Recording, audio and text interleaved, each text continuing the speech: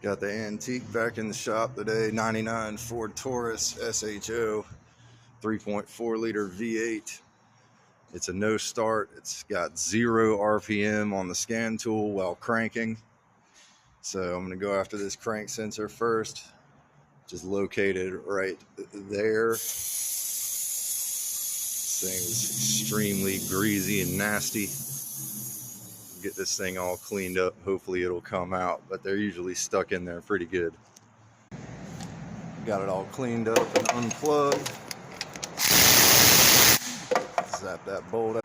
A little twist and a pop. She came right out. Got the new one going in.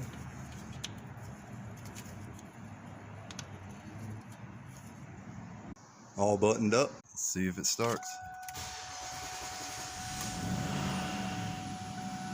Sure does. I love it when a plan comes.